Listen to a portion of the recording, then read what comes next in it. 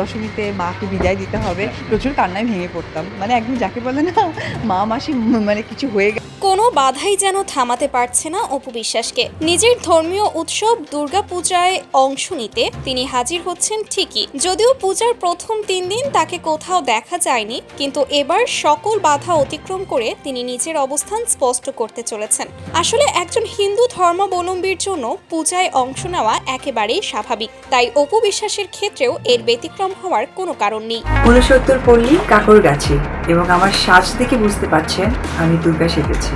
হ্যাঁ, ঠিক তাই, আমি এখানে দুর্গার ফেস এঁকেছি আজকে। এদিকে সম্প্রতি আব্রাহাম খান জয়ের জন্মদিনে শাকিব খানের পুরো পরিবারকে সঙ্গে নিয়ে কেক কেটেছেন অপু বিশ্বাস। সেখানে ছিলেন শাকিবের বাবা মা, আত্মীয় স্বজন এবং ছোট্ট জয়ের ফুফাতো ভাইরা।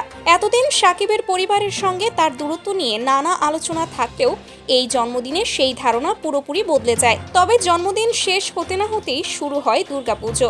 অনেকে ভেবেছিলেন শাকিবের সঙ্গে সম্পর্কের কারণে এবার হয়তো পূজার মণ্ডপে আর দেখা যাবে না অপু বিশ্বাসকে। যেন বলছিল না যে অপু বিশ্বাস গেছে দেখা শাকিব খানের ফ্যামিলি সবাই খুব রাগ, এই জন্য মন খারাপ।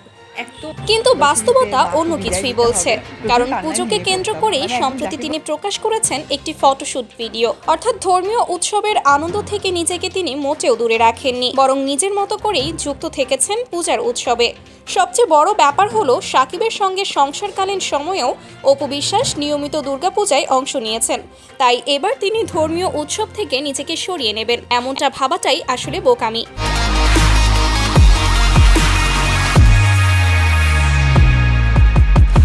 সো গাইস, অপু বিশ্বাসের ধর্মীয় এই মনোভাব নিয়ে আপনার কি মতামত অবশ্যই কমেন্ট করে জানাবেন, এবং এরকম সব আপডেট পেতে আমাদের চ্যানেলটি সাবস্ক্রাইব করে রাখবেন। ধন্যবাদ।